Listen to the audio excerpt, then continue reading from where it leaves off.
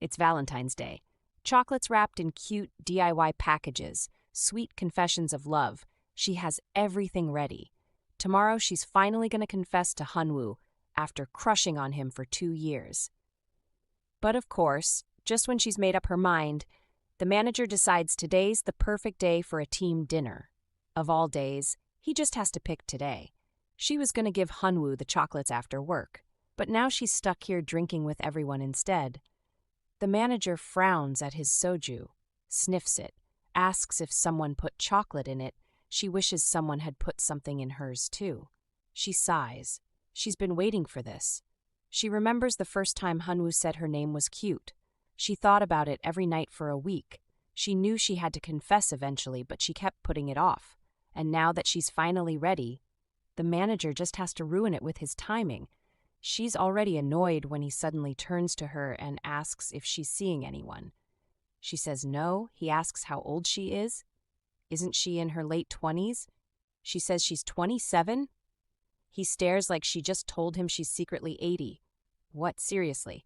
He starts going on about how women are in high demand until 24, but after 25 things change, and once they hit 30, they're out of options.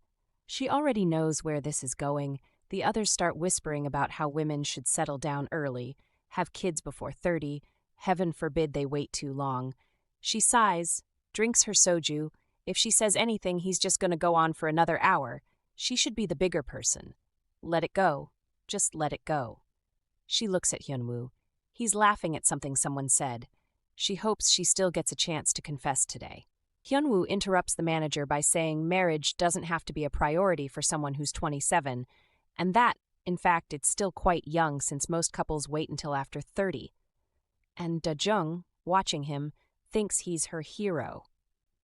The manager grumbles about young people these days, insisting that if no one marries or has kids, what will become of the country's future? And he turns to Dohoon for his opinion, to which Dohoon replies that marriage and childbirth are personal choices and no one, not even the government, should force anything on an individual. The manager then reminds him of his previous proposition, assuring him there's no pressure, just one meal with her is all he's asking for, while Sunung praises her by noting she has his wife's fair skin, pretty face, and is also a very good chef, prompting one employee to mutter that the conversation is getting a bit uncomfortable and another to agree, imagining how hard it must be for him. Meanwhile, Mr. Ji Dohoon stands out as the poster child of perfection. Graduated from a famous Australian university, scouted by a conglomerate, promoted at lightning speed, with a face like an actor, a body like a supermodel, and a work ethic that seems like a real-life cheat code. And although all the girls go crazy for him, Dajung can't help but wonder if his cool, detached air is because he's living in another world, even when someone is right next to him. Dohoon is quiet, and the manager asks if he's seeing someone. Dohoon says he's not, but he can't help sneaking glances at Dajung. She notices him staring and wonders why. The manager teases Dohoon, saying he knows he's busy, but can make time for his daughter, who's really nice. Dajung sees Hyunwoo leaving and panics, thinking she might not get another chance to talk to him. She rushes outside, braving the cold, and spots a figure in the distance. She hurries over, telling the person to wait, but not come any closer. Dajung takes a deep breath, confessing that she's thought a lot about telling him something. She admits she's always tried to be a better person and asks if he'll go out with her. She's mortified, wishing she'd mustered up more courage before approaching him. The person responds, saying it's unexpected, but Dajung's heart sinks as she realizes the voice isn't Hyunwoo's. Instead, it's Mr. Ji, who's standing in front of her, smiling. He agrees to go out with her and suggests making their relationship official. Dajung's shocked, unsure what just happened. She's stunned by Mr. Ji's sudden interest and can't help but wonder what he's thinking. Is this really happening? Dajung is stunned, wondering if Mr. Ji really just agreed to go out with her. She asks herself if she's hearing things or if the alcohol is playing tricks on her. She thinks maybe she misheard or maybe Mr. Ji didn't really mean it. Mr. Ji confirms, saying she's the one who asked him out, and Dajung's inner voices start chiming in. One personality reminds her that she originally wanted to confess to Hyunwoo, Another asks if Mr. G says yes to anyone who asks him out. A third personality mentions a terrifying rumor about Mr. G's past rejection of a coworker, Ji-won from sales. Dajung tries to call Mr. G, intending to tell him that her confession was a mistake. She thinks to herself that she needs to tell him the truth, that she didn't mean to confess to him. However, before she can explain, Mr. G receives a call and steps away to answer it. Dajung wonders if the caller might be someone from work, and if Mr. G is going to answer the call in front of her. As Mr. G walks out, Dajung thinks to herself that this is getting more and more complicated.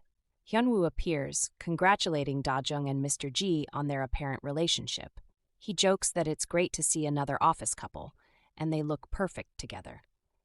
Dajung is at the office, trying to calm her nerves as she prepares to talk to Mr. G. She thinks to herself that she needs to set things straight before she's in too deep. She's about to knock on Mr. G's door when he opens it and asks what she's doing there. Dajung says hello, and Mr. G invites her in, saying he has something to discuss with her. She wonders what that could be. As she enters the office, Dajung can't help but notice how perfect Mr. G looks, like he just stepped out of a magazine. She thinks to herself that someone like that agreeing to go out with her is just unbelievable. Her mind flashes back to Hyunwoo asking if she's going home early, and she recalls how obsessed she was with him. But now, she's starting to realize that Mr. G is in a league of his own. Mr. G asks Dajung about her research on Hong Kong's hospitality industry, and she replies that she's still working on it. He asks when she expects the report to be ready, and she says next week, Monday. Mr. G suggests using last year's proposal for Shanghai's Conlab Resort as a reference. Dajung thinks to herself that she should look for that proposal, but wonders if that's all Mr. G wanted to discuss. Then Mr. G asks if she has plans for tonight, and Dajung says she's free. Mr. G smiles, saying they should have dinner together. Dajung's mind is racing, trying to process what's happening. She thinks to herself that this is moving too fast, but at the same time, she's curious about where things might go with Mr. G. Dajung asks Mr. G if it's just going to be the two of them at dinner, and he replies that there's no need to bring anyone else. She's taken aback, wondering how they're suddenly going on a date when they've barely even had small talk before. Mr. G mentions that it's their first date, and Dajung's mind is racing. She tries to explain that she needs to tell him something about the previous night. Asks him to pretend that her confession never happened. Her subconscious is screaming at her to just spit it out already. She confesses that she was drunk and mistook him for someone else in the dark park, launches into a bizarre explanation about night blindness and vitamin A deficiency, rambling on about the importance of eating vegetables and fruits. Dajung's inner monologue is a mess, wondering what she's supposed to say next. Mr. G interrupts her, asking what if he doesn't want to pretend that the confession never happened. Dajung's heart sinks as she realizes she's not sure what to say to that. She thinks to herself that she's made a mess of things, and now she's not sure how to fix it. Mr. G's expression is unreadable, and Dajung can't help but wonder what he's thinking. Is he angry with her, or just confused? Dajung asks Mr. G what he means, and he confirms that he wants to go out with her, without even a hint of hesitation. She's taken aback, wondering what's going through his mind. She presses him for the truth, asking what he was thinking when he accepted her confession. Mr. G explains that the manager has been trying to set him up with his daughter, and he's been declining, but the manager won't take no for an answer. Dajung thinks to herself that it's not surprising, given that Mr. G is the perfect catch. He's always been kind and considerate, and now she's starting to realize that he's also been dealing with the pressure of being a desirable bachelor. He continues, saying that he couldn't tell the manager he's seeing someone when he's not, and that's when Dajung confessed to him. She realizes that Mr. G accepted her confession because he needed someone to shield him from the advances of the manager's daughter and others. She thinks to herself that it didn't matter to him who confessed, as long as it was someone. Dajung tells Mr. G that she understands what he's going through, but she can't be in a relationship under such circumstances. She thinks to herself that it's not fair to her, and that she deserves better than to be used as a shield. Just as she's about to suggest pretending it never happened again, Mr. G cuts her off, asking if it's because of Mr. Seo. Dajung's heart skips a beat as she wonders how he knew and what he's thinking. Dajung's eyes widen as Mr. G reveals he knows she mistook him for someone else, specifically Mr. Seo Hyunwoo. She thinks to herself that she's been caught red-handed. Mr. G explains that it wasn't hard to figure out given their team's demographics and Hyunwoo's similar physique and clothing. He rises from his seat, his eyes locked on Dajung's, and asks if she still feels the same way about Hyunwoo. Dajung's mind flashes back to Hyunwoo's words from the previous night, and she thinks to herself that if he had any feelings for her, he wouldn't have been so cheerful and supportive of her supposed relationship with Mr. G. Just then, Dohoon drops a bombshell, announcing that he'll be leaving for Australia in 8 months due to a job offer. Dajung's surprised, and Dohoon explains that it's a great opportunity he couldn't pass up. He then turns to Dajung and asks if she'd consider him as a potential partner, given the low chances of Hyunwoo accepting her confession.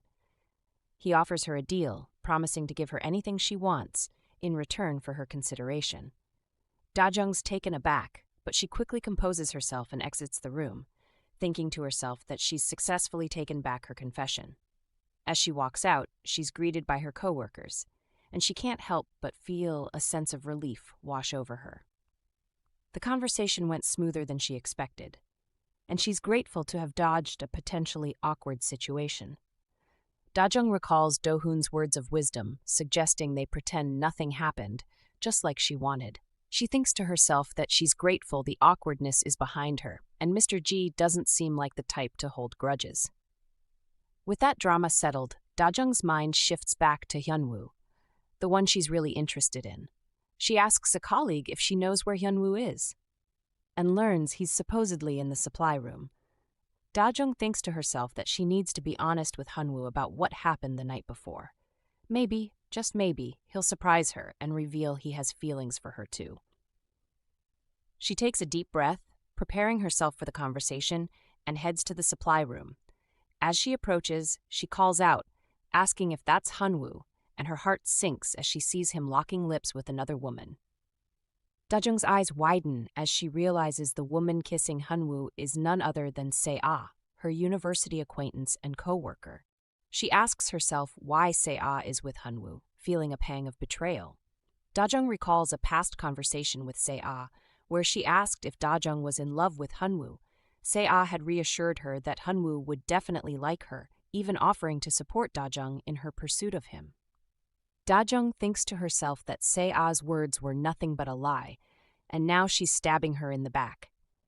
Se-ah catches Dajung's eye and quickly excuses herself, leaving Hyunwoo wondering who Dajung was looking at. Dajung tries to brush it off, telling Hyunwoo not to be distracted. Just then, their boss approaches, reminding Dajung that it's meeting time and she needs to arrange the files. Dohoon announces that everyone has arrived and they should start the meeting. As the meeting begins, Dajung can't help but steal glances at Hyunwoo and Se-ah, her mind racing with thoughts of betrayal and heartache. Our female lead's mind starts to wander, wondering how long Hyunwoo and Se-ah have been together, but she quickly snaps back to reality, remembering her own excitement about confessing to Hyunwoo. She thinks to herself that it's not like she's been pining for him for years or anything, but still, she can't help but feel a little hurt. Dohoon interrupts her daydreaming, asking her to confirm the delivery date, and she replies that the goods will arrive on April 10th. However, Dohoon is not satisfied with the date and asks her to arrange for an earlier delivery. As she apologizes and promises to take care of it, she can't help but think that she's the only one who's been foolish, and that Hyunwoo seems rather cold towards her. She recalls their previous encounter, where he asked her out, but her mind is a jumble of emotions. She wonders if she misread the situation entirely. Dohoon calls the meeting back to order, and the female lead notices Se-ah staring at her, feeling like a thorn in her side. As the meeting comes to a close, the female lead receives a text asking her to give someone some time after the meeting. Se-ah approaches her, apologizing for her actions, explaining that she initially wanted the female lead and Hyunwoo to be together, but things took a complicated turn when Hyunwoo confessed to her. Despite rejecting him, Seo found herself drawn to Hyunwoo, and now she's torn between her feelings and her loyalty to the female lead. The female lead listens, trying to process her emotions, feeling a mix of surprise, hurt, and confusion. Dajung asks Seo since when she and Hyunwoo have been together, and Seo reveals it's been since last winter. Dajung thinks to herself that she's been oblivious to their relationship for an entire year, and on top of that, she confided in Seo about her own feelings for Hyunwoo. Seo apologizes profusely, but Dajung is hurt, feeling that Seo should have been honest with her from the start. She tells Seo that if they decide to date, she should have at least informed her instead of keeping her in the dark. Dajung is torn between her loyalty to Seo and her own feelings of betrayal. Seo tries to explain herself, but Dajung isn't having it, saying that her excuses are just that, excuses. She tells Seo that she doesn't want to hear any more and that she's lost the confidence to face her like before. The tension between them is palpable as Seo tries to appeal to their past friendship, but Dajung is resolute, saying she doesn't want to talk to Seo outside of work anymore. Seo calls Dajung sister, but Dajung corrects her, saying she's not her sister anymore. Dajung thinks to herself that she's had enough drama for one day and considers playing hooky, but then remembers she turned down Dohoon's offer and doesn't want to rock the boat. She starts sending a text to Dohoon, but then remembers that she rejected him. She thinks to herself that it's better to lay low for a while. She sees Seo crying and feels a pang of guilt, but tells herself to forget about Seo and focus on her own problems. She asks herself what she should have done in that situation. Should she have played it cool and congratulated Seo instead? After all, they're colleagues. Maybe it would have been better not to make a scene, but she just couldn't do it. She really cares for Seo with all her heart, just as much as she liked Hyunwoo. That's what she thought, but now she's not so sure. As she walks away, she overhears someone criticizing her for being cold-hearted toward Seo. Dajung wonders what's going on now, and the lady continues to badmouth Dajung, saying she's being unfair to Seo. The lady asks Seo how Dajung could turn down her sincere apology, and Seo tries to defend Dajung, saying she understands the pain she's going through. The lady doesn't seem to care, saying that just because Dajung liked Hyunwoo first, it doesn't mean Seo can't like him now. The female lead thinks to herself that her crush on Hyunwoo was a deeply personal secret, shared only with Seo, and it's painful to see it become casual gossip. She recalls how Seo would often tease her about her feelings, but now it feels like a betrayal. Dajung walks into the room, asking Seo what she's doing, and Seo tries to downplay the conversation. However, the female lead cuts her off, her emotions boiling over as she asks if Seo enjoys toying with her feelings. Seo tries to defend herself, but the female lead is having none of it, pointing out that Seo tricked her for 2 years and is now broadcasting her secret to everyone. Miss Yoon intervenes, saying she didn't mean to stir up trouble, but the female lead is beyond consolation. She explains that Seo seemed upset, so she encouraged her to share what was going on, and from what she hears, Seo's been going through a lot too. Ms. Yoon reveals that Seo was even thinking of breaking up with Hyunwoo out of guilt, and she gets why the female lead is upset, but wonders if a man is really worth all the drama. Dajung tries to explain, but Seo interrupts, offering to break up with Hyunwoo if that's what the female lead really wants. Seo says she doesn't want to lose the female lead over a petty romance. Dajung sees Dohoon approaching and thinks to herself that it's time to play a new game. The female lead asks Seo why she should break up with Hyunwoo, saying she doesn't even care about him anymore. She tells Seo to just keep her out of her messy love life, saying she's someone too. Seo asks the female lead if she's really over Hyunwoo, pointing out that she told her she still had feelings for him. Seo walks closer, her voice low and urgent, saying she knows the female lead is angry, but she shouldn't overcompensate by lying about her feelings. The female lead is skeptical of Seo's words, and Seo can't blame her. Meanwhile, Dohoon declines a coffee offer from a colleague. Dajung boasts that the man she's seeing now is way better than Seo Hyunwoo, leaving Seo wondering who this mystery man could be. The female lead is confident that she'll prove her point to Seo. Dajung approaches Dohoon and reveals that she has time for dinner tonight. A sudden change of heart that raises Dohoon's eyebrows. He asks what made her change her mind, and she explains that she canceled her plans for a date with him. Dohoon is thrilled, and they make plans to meet up after work. Dajung is relieved that her plan worked, and Dohoon suggests that everyone get back to their desks. Seo is stunned, wondering if Dajung and Dohoon are really going on a date. She can't believe that Dajung would be seeing Mr. Ji, a man she thought was off limits. As the workday comes to a close, Dohoon emerges from his office, praising everyone for their hard work. Thank him, and Dohoon walks up to Dajung saying it's time for their date, asking if she still has a lot to do. She says, no, let her take the envelope, and returns it to the reference room. He says he'll do it. She says she can do it. He says, I must be starving since she didn't have anything for lunch. She asks herself how he knows that she didn't eat lunch. She stands up and tells everyone to have a good evening. Everyone is surprised that they're for real.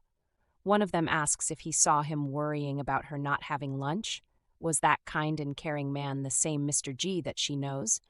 One of them asks how Dajung ended up with Prince Charming. Another replies that she's got game. Seo says she doesn't believe it. How did she get Mr. Ji of all people? Dohoon leads the way. And the female lead can't help but notice the luxurious surroundings, thinking to herself that she could never afford such opulence on her salary.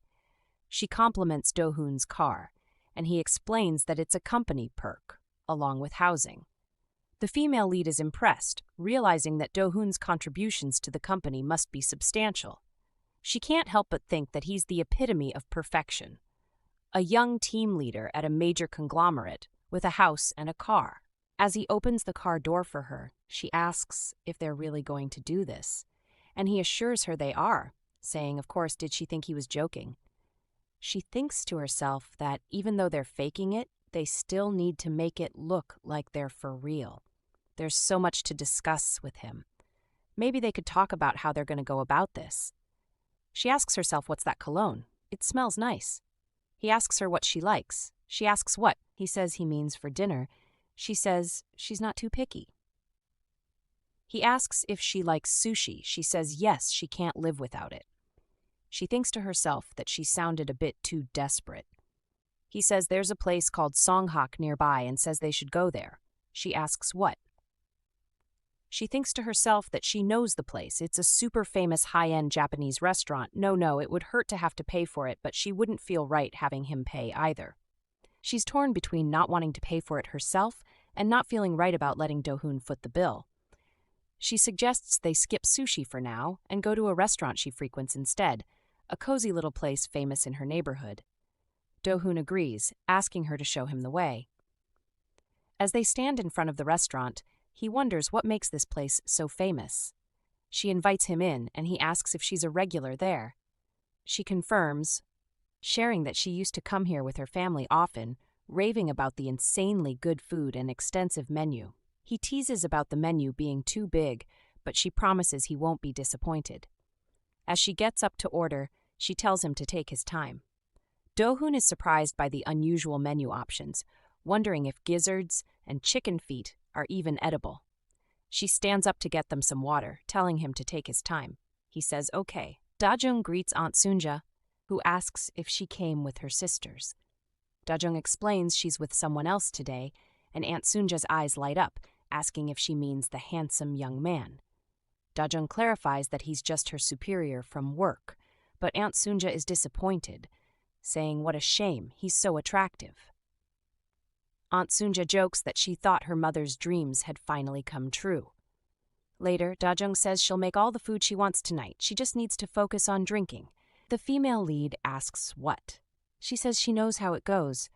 One moment they're colleagues, then after a few shots they could end up as husband and wife. The female lead calls her name and says it's not like that. Says nothing beats this. Dohoon asks if she's planning to drink all the soju they have. He holds her hand and tells her it's enough for today. She begs him to let her drink as much as she wants, just for today. He says okay, but she should drink slowly. She says okay. She drinks it slowly. He asks if that's what he meant. She starts laughing. He asks what's so funny.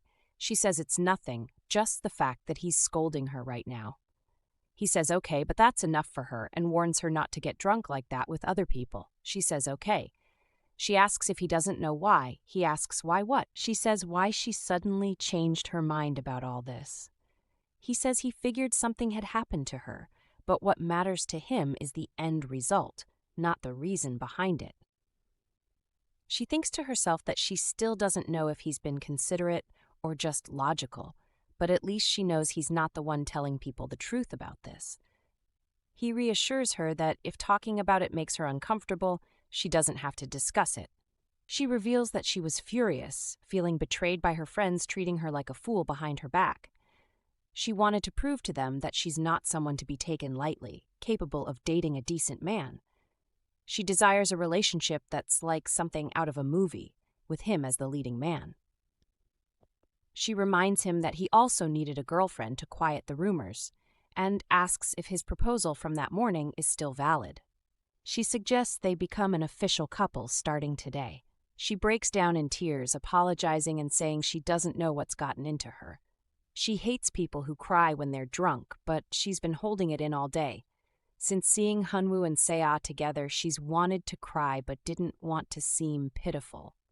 Her tears overflow, and she confesses that her feelings for Hyunwoo were genuine, and she really leaned on Seo for support. Dohoon comforts her, saying he doesn't judge people who cry when they're drunk, and she should let it all out. His gentle voice is like a soothing magic spell. She thanks him. He takes her home, asking if that's her house, and she says yes, her grandfather designed it. He admires the architecture, noting it's a lightweight wood frame house with a brick finish, looking cozy. She agrees, saying it is cozy, and shares that it looks large from the outside, but it's just right for her big family. He comments that her home sounds lively, and she jokes about fighting with her sisters, saying they're all dreaming of the day one of them moves out. He praises her home, saying it's lovely for a loving family. She thinks to herself that she never knew he had a sensitive side, seeing a lot of unexpected things today. She thanks him for taking her home and apologizes for probably making this the worst date he's ever been on. She tells him to forget about her crying at the restaurant, but he jokes that forgetting something that lasted over an hour would be quite hard, saying he's never seen a grown woman cry like that. She thinks to herself that she's so embarrassed, wondering why she cried for so long. She offers to return his handkerchief after washing it, and he heads home, reminding her they have work tomorrow. She tells him to go home, and they'll see each other tomorrow. He calls her back, reaffirming his commitment to their fake relationship, saying he always gives his all to everything he does, and this is no exception. He promises to be the perfect partner for her, just like she wants. She agrees, and he asks for a favor, to stay committed to their charade for at least 8 months to avoid unnecessary conflicts. She agrees, and he jokingly says that's a good excuse for when they eventually break up, citing his upcoming trip to Australia. He adds one more thing. As long as she's his girlfriend, she's not allowed to cry again. Dajung tells them to hold the elevator for her as she runs in. She thanks them. She thinks to herself that she wasn't late. She almost broke her record of never being late for work. She was always very early and so relaxed. Although that's what happened before the team leader came, she didn't know why he came so early every time. He's the one who is always the earliest for work since he joined the company. She reaches the 15th floor. She thinks to herself that she has to go to work. She says hello to everyone. One of them asks what happened. Is she really dating the leader? Dajung says yes. They both congratulate her. One of them asks how long they've been dating. Another one says her ability was great. How did she have a date? She should say something. They've been waiting for her since. She says it was the usual. It must have been nice. Miss Yoon says she wants to drink with the leader when it's just the two of them too. One of them reminds her that she's married. She replies that she has to prepare for her living right. Can't she hope to have a drink together? Chun-hee says so. Dajung drank with the leader. They must be a reason why she's late today, right? She replies that it's not like that. The female lead says she'll go back to her seat. She hasn't said anything to the leader. One of her coworkers mentions that the leader has gone to see the deputy director, and Dajung asks if that's true. She thinks to herself that if he were around, everyone wouldn't be making so much noise. Just then, he opens his door, greets her, and walks back in, closing the door behind him. Her colleagues tease her, saying he must not have seen them, and that he uses a different tone when greeting them. During break, Dajung's eating when one of her colleagues calls her over.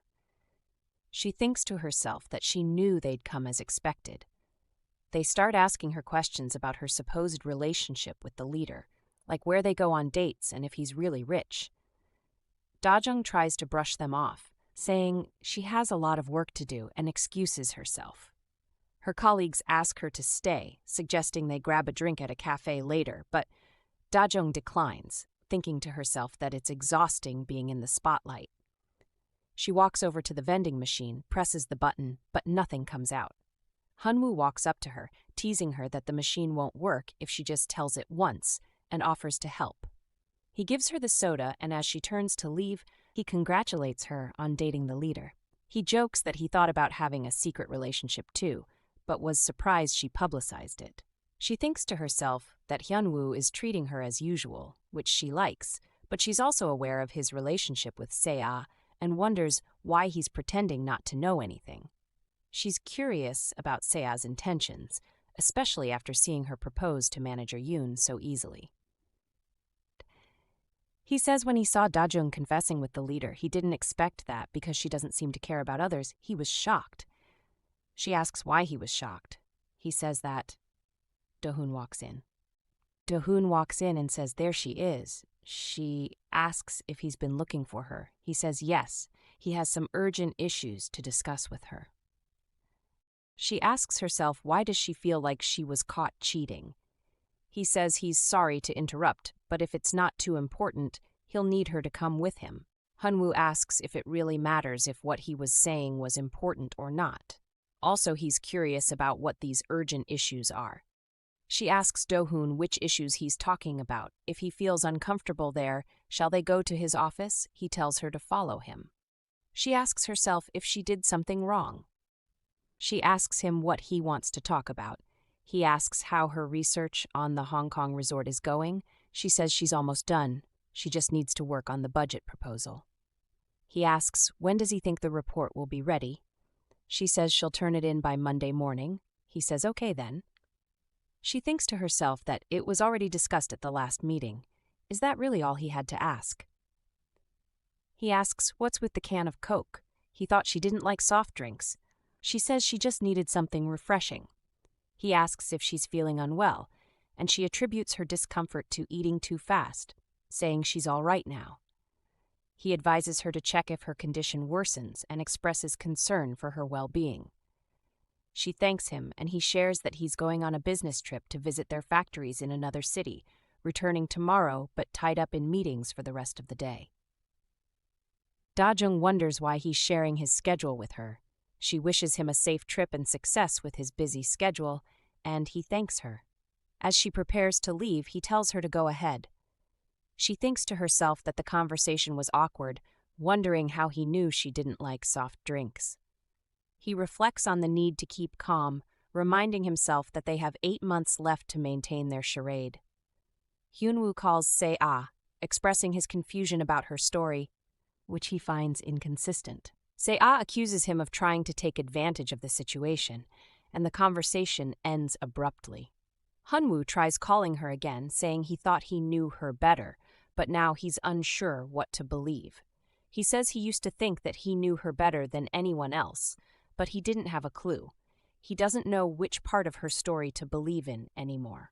She walks past him and goes to ask the colleagues if they enjoyed lunch. Hyunwoo asks himself what happened to the Se-ah he used to know.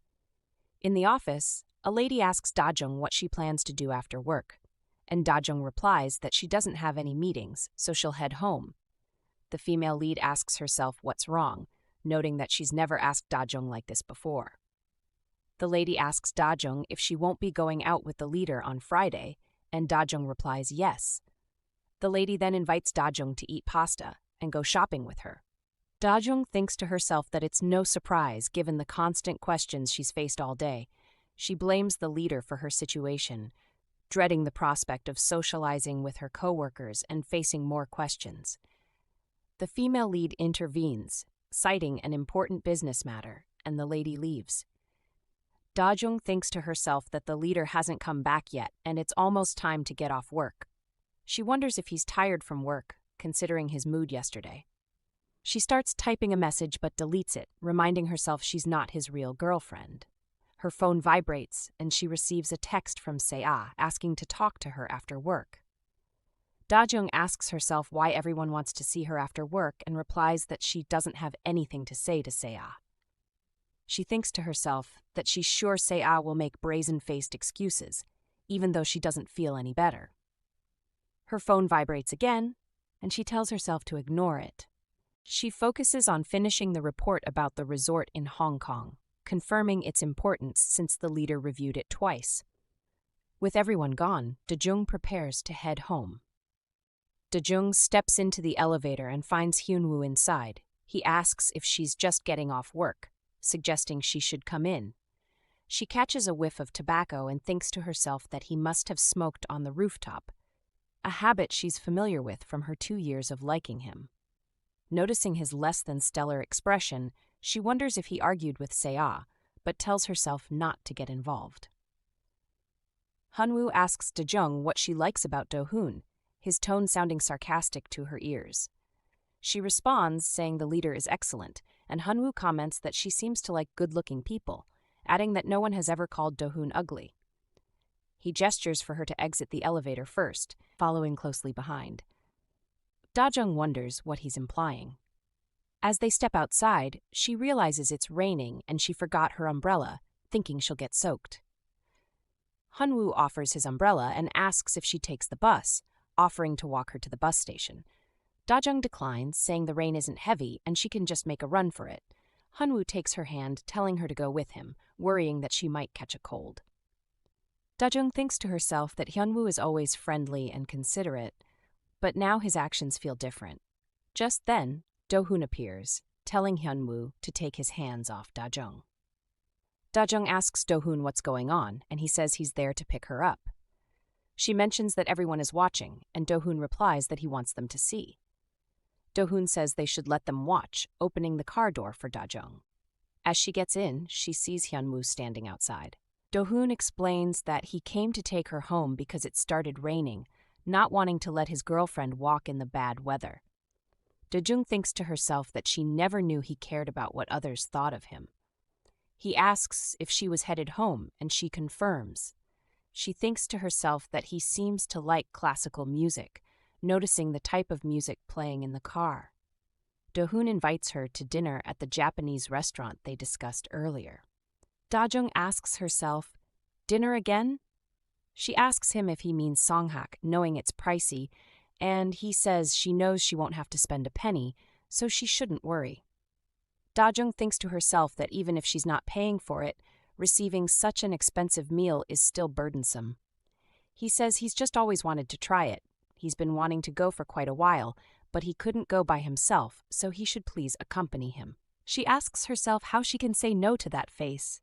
But why her? Is it because he barely knows anyone in Korea, and who he goes with probably doesn't matter much to him? She finally says okay. At the restaurant, Dajung enjoys the food and atmosphere, thinking to herself that the place is awesome and the food is so tasty too. She looks at him and says he's barely touched his food. Didn't he say he wanted to come there? He says she shouldn't worry, he's enjoying himself. She says she thinks she's eating everything, and he asks if she likes it, to which she responds positively, now understanding why the restaurant is so expensive. She wonders if her comment sounded too snobbish. He offers to take her to try other dishes, and she asks if it's with him, to which he responds by asking if she doesn't enjoy his company. She thinks to herself that they're acting like lovers even outside the office. She thanks him for the meal, and he says he's glad she enjoyed it. The manager walks in, excited to see Dohoon outside the office, and comments on the restaurant's decent food. Dajung feels like she's become invisible, as the manager doesn't seem to notice her. The manager asks Dohoon if he has time this weekend, after his daughter found out he existed, She's been begging, a meal, coffee, a date with him. Dajung thinks to herself that Dohoon must feel so uncomfortable. The male lead says he's sort, but he's afraid he won't be able to go on that date with his daughter. The manager asks if it's because it's his daughter.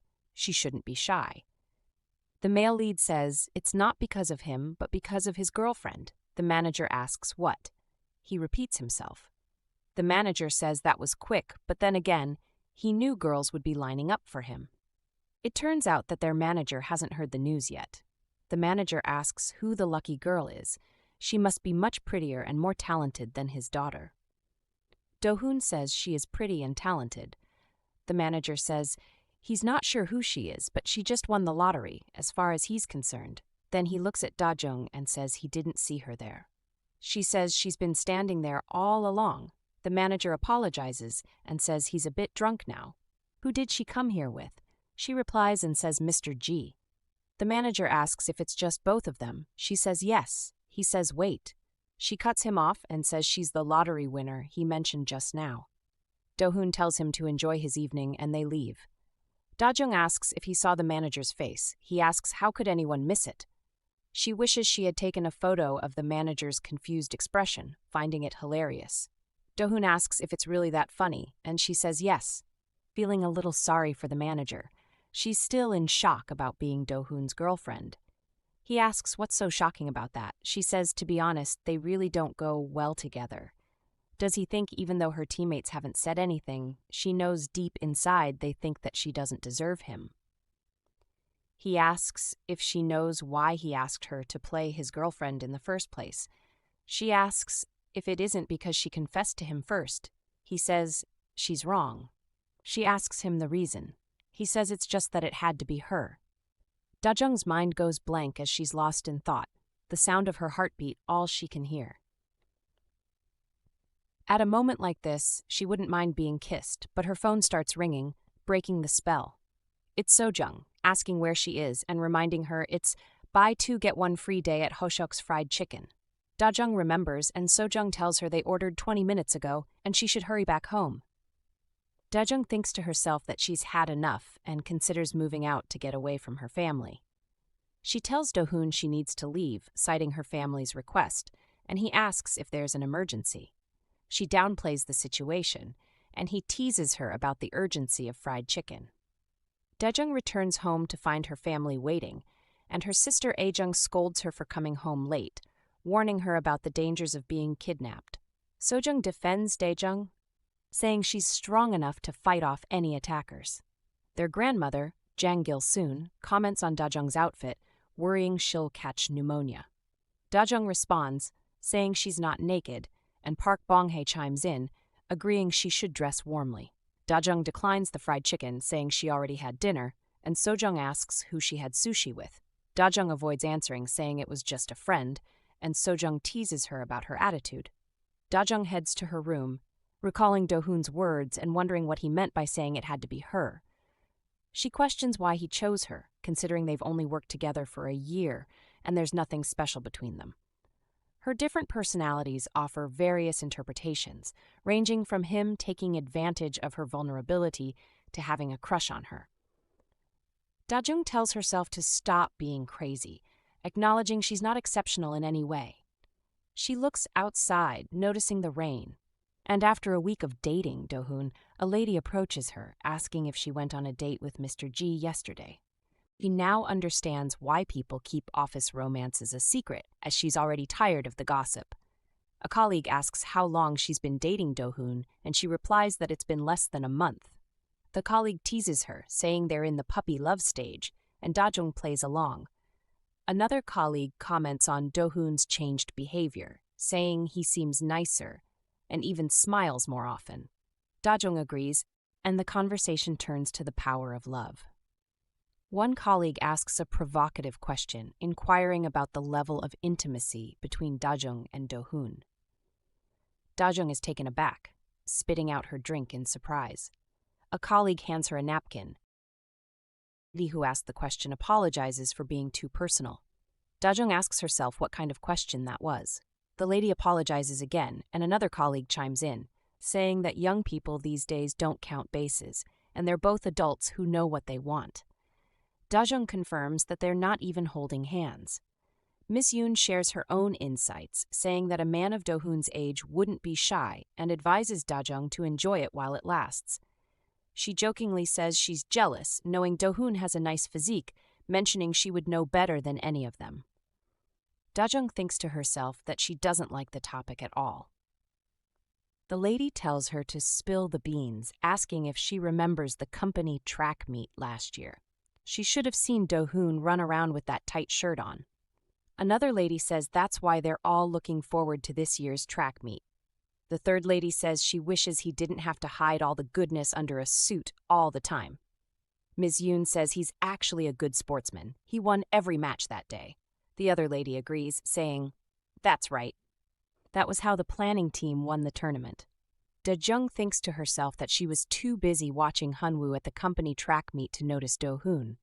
The lady continues, saying Dohoon's physique and stamina are impressive, meaning he's not just well-built, but also has great endurance, implying he never gets tired. The group teases Dajung, asking her to spill the details about Dohoon, and Ms. Yoon asks what she's being shy about. Dajung thinks to herself, wondering if Dohoon might be the type to like being dominated, but quickly pushes the thought away. Just then, Dohoon walks in, and Dajung calls out to him. He asks if that's how she greets her boyfriend, and she asks when he arrived. He says he just got there and hands her a selection of cakes. The ladies at the table swoon, saying they're jealous of Dajung. Dohoon says that's not all he has for her. He wasn't sure of what she liked, so he ordered a little bit of everything. Hopefully she'll enjoy at least one of them. He asks if he can borrow her now, and the ladies jokingly tell him to take her as long as he wants. As they leave, Dajung asks how he knew she was at the cafe, and he asks what she means. He saw her through the window. She looked like she needed some help, so he stepped in. She thinks to herself that's great. Maybe he didn't hear what they were saying. He asks if he was wrong. She says no. She really wanted to run away. He says next time she wants to run away, she should just give him a call. She thinks to herself that he sure knows how to lift a girl off her feet. She says the cakes he bought, she noticed he only chose the most expensive ones. He asks if there's any issue. It's just cake. She says there are not just any cakes. Each slice is the same price as a hearty meal. He says he doesn't think she'd worry about his finances. She says what she means, that just 2 or 3 would have been enough. She wouldn't want any to go to waste. Dohoon teases Dajung, saying he thought women had a separate stomach for desserts. Responds, saying they do, but still, she can't help but think about his physique, imagining the body of a beast beneath his shirt. He asks her what she was discussing with her colleagues, noticing their excited expressions. She denies being excited, and he notices her blushing, guessing they were talking about intimate things. Dajung quickly defends herself, asking how anyone could discuss such things in public. Dohoon jokingly says he gets it. Wondering why she's being so defensive, he tells her to go in at the 15th floor. She asks about him. He says he needs to go see the manager first. She says, all right. He calls her back and says he's not sure why people would be curious about it, but if she must know, he's more of the dominant type. He's just saying. She thinks to herself that so he did hear everything. Dajung thinks to herself that he heard everything. What's he going to think of her? A woman who talks about stuff like that at a cafe in broad daylight also, so has dominant. She means he does look like the alpha male type, but he's so gentle to him. She tells herself to get her mind out of the gutter. 6 p.m. going home, she's too embarrassed to meet Mr. G. She'll just make a run for it as soon as she gets to the first floor. She'll mix with the crowd, but he sees her. Dohoon asks her where she's going. She knows his car is downstairs. One of her colleagues asks if she isn't leaving with him today. She says she's still used to getting off on this floor. She asks him if it isn't troublesome for him to drive her home every day. He says not at all. She says they don't have to prove their relationship to anyone he knows. They don't have to be together every time to be a couple. He says if they see her going home by herself now, the whole team will be throwing wild guesses at them tomorrow. Like he told her before, he's going to give everything he has to make the relationship perfect. So, driving home is not and never will be a hassle for him, so she shouldn't worry about it. She says okay. She says she has something to ask him. He asks what is it. She says actually she has a few questions. Does he have some time? He says not now. He's too hungry to think at the moment. She can't believe she's having dinner with him again. This place is also really expensive. She's definitely going Dutch with him this time. He says she should ask the questions. She says it's about what happened at the cafe today. He asks what she means. Is it the debate with the teammates? He tells her to relax and have a drink of water. She thinks to herself that he's doing it on purpose. He's so cheeky sometimes. Dajung apologizes to Dohoon for discussing intimate topics with her colleagues, ensuring him that they didn't mean any harm. Dohoon reassures her that he wasn't offended and was actually hoping she'd share more. Dajung wonders why he's smiling. She asks him what he overheard, and he mentions the question about which base they got to, joking that one of her colleagues had a loud voice. Dajung realizes he heard the entire conversation. She expresses her embarrassment, admitting that she barely knows anything about him. Dohoon offers to share more about himself, and Dajung takes notes, asking about his age, birth date, and blood type. When she discovers they share the same blood type as her ex-boyfriend, she gulps hard, recalling her ex's ego and bad temper. Dohoon notices her reaction and asks what she's trying to say, ensuring she didn't offend him. Dajung apologizes, and Dohoon lightheartedly says it's an unfair generalization to assume all type B individuals are like her ex-boyfriend. He tells her to move on from her ex-boyfriend, and Dajung agrees. She asks herself if asking for his address should sound too formal. She asks him where he lives, and he says in Nonhyun-dong. She asks if he lives by himself with his parents or friends. He says his parents are in Australia. Dajung hesitates to ask about the size of his house, citing rumors about his wealth and her colleagues' curiosity. She explains that they all think she's been to his house already, but it's too personal. Dohoon offers a sly solution, saying it's better if she came and saw it for herself, asking if she's free that weekend. He invites her to come and see his house, and Dajung is taken aback by the invitation. In the next part of the story, we're introduced to our female lead, who is thinking silently in her head. Our girl reflects on a name that crosses her mind, must I? Meanwhile, our guy, who stands nearby, breaks the silence and says something that makes her pause. He mentions that doing all of this and still getting asked the same type of questions is tiring, then adds that it would simply be easier if she came to see his house. He says this with a smile, and as she looks at him, we get to see her thoughts again. She tells herself that his face looks too pure, and because of that, it would feel strange if she said no. So she agrees, saying he's right, and tells him she'll check her schedule. However, just when we think she's made up her mind, different thoughts pop up in her head. One side of her is already planning to use an excuse after checking the schedule. Another part of her reminds her that she's not even famous, so it's not like her schedule is packed. Then another thought hits her. If she refuses, she might feel embarrassed. But just as she's thinking all of that, our guy speaks again and suggests that she could check it now. That surprises her, and she asks, now? He reminds her that if the schedule was that important, she would have taken notes. That moment is when we know she's cornered. She thinks to herself that she's completely trapped and remembers how after her friends got married, they'd always say things like, let's go out, but never follow through. Still caught in that thought, she agrees and says okay. She then remembers that her weekend plan only includes spending time with her sisters, so she opens her book and flips through the pages. She checks carefully, thinking there might be something, but there's nothing. She tells our guy that she doesn't have any important meetings, and he responds with excitement, saying they should meet on Saturday. This catches her off guard, and she asks what time. He throws the question back at her, saying he doesn't care if it's day or night. Then, as if trying to be funny, he smirks and admits that he's weak during the day, but stronger at night. That gets her thinking deeply, especially because she finds herself reacting strangely. Our guy places a hand on her head while she wonders why that line reminds her of something.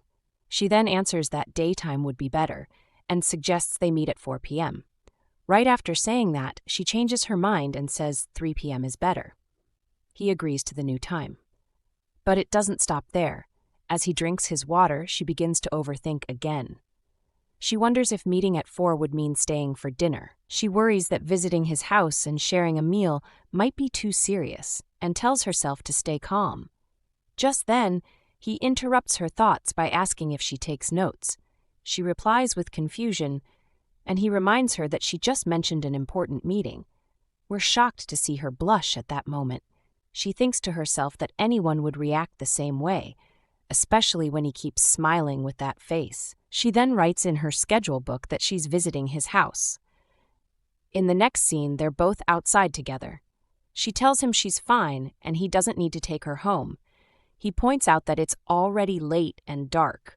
She tries to convince him by saying she has always walked that part alone and nothing's ever happened. But he argues that just because it hasn't happened yet doesn't mean it never will. He walks ahead, leaving her behind for a moment, and says that if something were to happen, he wouldn't be able to help her. He insists on going with her. Curious, she asks why he wouldn't be able to help. He gives a strange answer, saying that even if the person behind it was known, not even the police or CSI could catch him. At this point, we see her remembering someone, Liam Neeson. Then a strange thought pops up in her mind as she wonders what exactly he's trying to say. After that, she warns him not to say such things to his real girlfriend. He doesn't understand and asks why. She explains that even if he can't actually do it, he should still say something like, "I'll save you," because that's what a girlfriend would want to hear more. And with that, we're left wondering what will happen next between the two. One thing's for sure, there's more going on behind those small talks and playful teasing. At first, he turns to her and asks if she feels the same. But without much emotion, she calmly says she doesn't like cheesy things. Instead of pushing the topic, he simply tells her it's okay, and they both fall into silence. For a while, the two of them just walk without speaking. During this silence, our girl begins to reflect. She thinks about how she's used to walking alone, yet being beside someone makes the atmosphere feel completely different. It's a simple thought, but one that shows how even silence can feel special when shared. After some time, our guy suddenly breaks the silence. He asks if she wants to say something. She turns her head slightly, and after a small pause, she brings up a question that's been on her mind. She wants to know how he speaks Korean so well, considering he came from Australia. We're curious too, and thankfully, she asks. In response, he explains that he lived in Korea until elementary school. She quickly follows up, trying to connect the pieces. She wonders about his parents and asks when they moved back to Korea.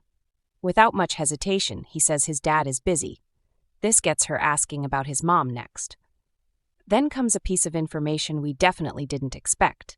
He shares that his mom passed away when he was 10. That changes everything.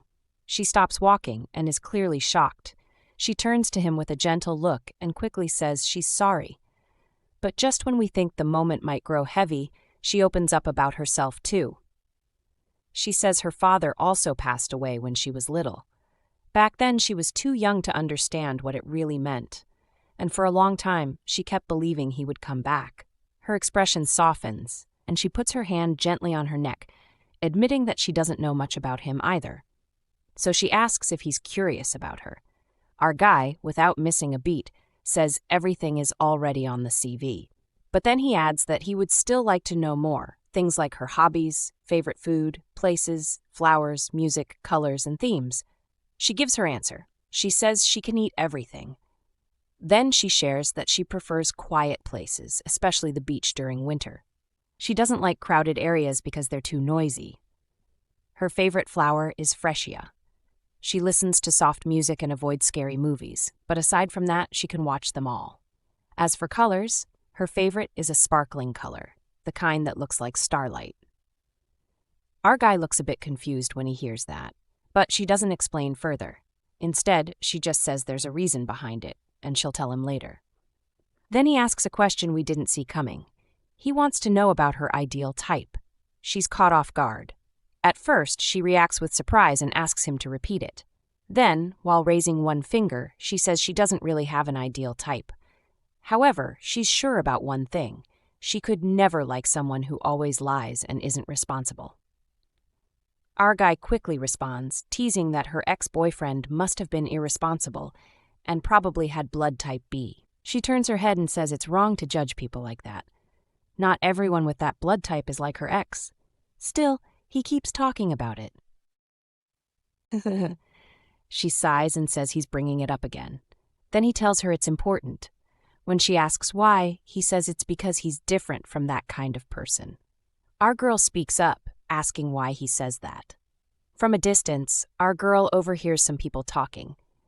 They mention how fun it is to go to the sauna together, and one of them comments that she'd cling to it a bit. Our girl shakes her head, convinced that those voices are just in her mind, voices she thinks are her sister's. She quickly turns her head, feeling uneasy, but no one approaches her. Our girl, clearly stressed, places her hands on her head and says her sisters are here. She knows that if they find out, things won't go well. The thought of her family discovering their secret makes her panic. She grabs our guy's hand and urges him to follow her. They both hide, trying to stay out of sight. Our guy, confused, asks why they must hide like this. She responds that if they get caught, it will be bad for them. She starts to wonder, should they meet her sisters, or will they be seen? Just as our guy says there's no other way, he opens his coat, wrapping it around her and pulling her closer to him. They lock eyes, and for a brief moment, she is distracted. She begins remembering what her workmates at the office had said about our guy. One of them had mentioned how strong his abs and biceps are. She quickly thinks to herself that her coworker was right. As our girl's sisters pass by, she holds her breath. Her heart races, and she worries that our guy will hear it. She tries to keep calm, but she can't help herself. As they get closer, she steals a glance at our guy's face, wondering what he's thinking. At that exact moment, her sisters are almost right next to them. She panics, thinking to herself, "Oh no!" Trying to cover her anxiety, she asks him if they've passed. He looks up, checking, and reassures her, saying he doesn't see them anymore. Relieved, she lets out a laugh and smiles. Something must have happened, and our guy, curious, asks if something would happen if they were caught. She responds that if they're found together, at least they would have to get married. Our guy, a bit surprised, repeats the word married. She laughs again, explaining that her family has a lot of members who all care about her getting married. Her grandmother, mother, and 3 sisters all hope for it, but she's been postponing it for a while. She jokes that if they see our guy, he might meet her family. Our guy, still unsure, asks if that's really the case. But she cuts him off, saying it might be better to stay single if she can't afford marriage. Our guy, trying to change her mind, tells her not to say that. She looks at him, confused, and asks, "What?" He responds, saying she could easily get married. She laughs, saying it's impossible since she doesn't even have a boyfriend. Our guy, pointing at himself with a smile, suggests, "Why not? You have one here." She laughs and tells him he's just her fake boyfriend. This makes our guy's face change, his expression turning serious, as if thinking about what this could mean for both of them. He's trying to figure out what went wrong, thinking maybe he didn't act the right way. As they continue walking, she turns to him and says he can go home now. She'll go on her own. He agrees, but she adds that he's probably tired from the walk. She then notices that his shirt is stained and she feels bad about it. She offers to wash it, but our guy, in a calm tone, says it's okay. He even jokes, saying it looks like he has a girlfriend now and she can give him another shirt later. She is taken aback by his words. Why did he say that? She thinks to herself, and he just walks on, not noticing her surprise. Later, we find our girl entering her house. She greets her sister, and they start talking. Her sister seems curious about our girl's work, asking if her company is organizing parties these days. Our girl answers yes, but then gets caught off guard when her sister mentions seeing a couple in the street. Apparently, the couple was hugging under a streetlight. Her sister jokes about how no boyfriend could resist hugging his beautiful girlfriend. Our girl, remembering her own situation with our guy, thinks back to earlier, but she doesn't say anything aloud. Her sister then jokes about how couples shouldn't do that in front of other people's houses, suggesting they find a room. Our girl, flustered, tries to change the subject by asking when she did anything like that. The 2 sisters seem confused as our girl gets defensive. She then notices her ice cream is missing and points it out. Her sister looks at her, asking why she's so upset. Our girl's older sister tries to reassure her, saying they'll always protect her. They continue their conversation, and Sujung jokingly talks about Tilek, our girl needing a wedding dress, as if talking about our girl getting married. Our girl's sister agrees, mentioning how it's better to be happy now rather than wait and risk ending up unhappy. But then, their grandmother, hearing them, shouts at them, annoyed by their chatter. The two sisters apologize, and our girl, eager to avoid the situation, decides to go to bed. She wishes them good night and heads off to her room. Back at Dohoon's place, our guy is in his room, unbuttoning his shirt. He reflects on the time with our girl, thinking if she knew what he was really thinking, she might think he's crazy. He walks out, grabs a can of beer, and stares out the window. His mind drifts back to our girl and how he can't forget her. He wonders, as if she were a star shining in the night, if she'll ever understand what's on his mind. But for now, he's left with his thoughts, and just when it seems like he's reaching clarity, the confusion lingers. It's another busy day at the office. One employee is struggling with the printer, her frustration clear as she exclaims in disappointment. Turning to our girl, she asks for help, thinking they might be out of ink. Our girl, who is caught off guard, hesitates for a moment before responding, agreeing to grab a new cartridge from the supply room. As she gets up to leave, she wonders why the employee can't get it herself. But, deciding it's not a big deal, she shrugs it off, thinking, someone's got to take one for the team. After a moment, Dajung stands up and heads towards the supply room. The employee thanks her, saying that our girl is much more familiar with the supplies than she is, placing a hand on her cheek in a gesture of appreciation. Our girl, not thrilled about always being asked, thinks to herself, if you didn't make me go all the time, you would know too. Just as she is about to leave the room, a guy in the office speaks up. He reminds our girl that the pantry is out of instant coffee, asking if she could grab some on her way to the supply room. Dajung, looking at him, can't help but think, if you knew we were out, you'd fill it up yourself. But she doesn't say anything. Instead, she continues thinking, well, I guess he's not called Han the slut for nothing. Sighing, she tells him she'll grab the coffee on her way. With that, our girl heads to the supply room, where she immediately begins her search for the ink cartridge. While scanning the shelves, she spots Hyunwoo and Se-ah in the corner, standing much too close to each other kissing. Our girl is disgusted by what she sees. What do they think this is? Their private space? She thinks. She wants to go over and tell them off, but quickly realizes it's not worth it. Maybe later, she decides, turning to look for the ink cartridge again. As she continues walking away, she overhears Hyunwoo and Se-ah arguing. Hyunwoo, unaware that our girl is nearby, voices his frustration, questioning why Se-ah won't just tell him what's going on.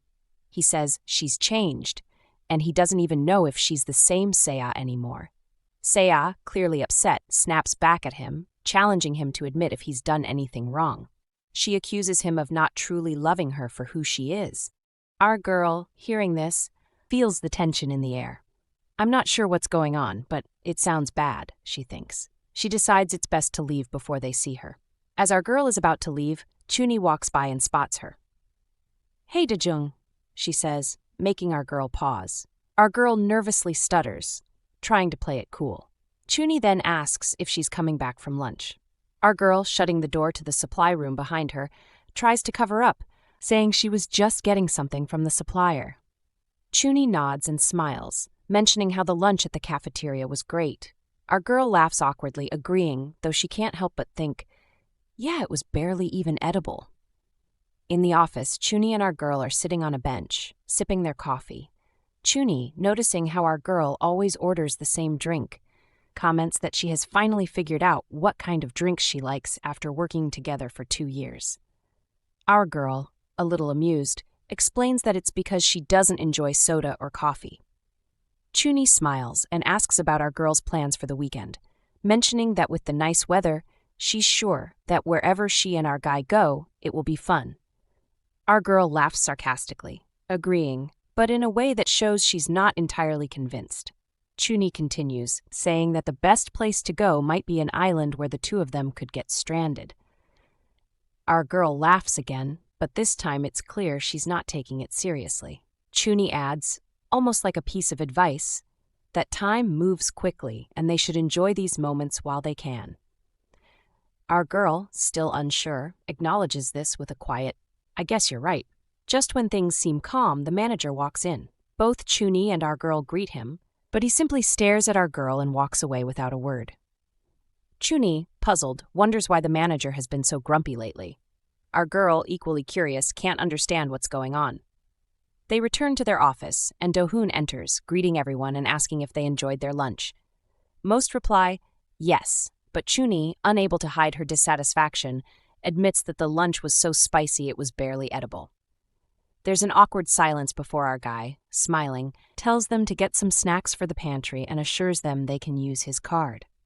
As he says this, the other female employees begin to whisper, thinking that our guy's attitude has changed since he started dating our girl. They think he's no longer the cold, distant boss he used to be.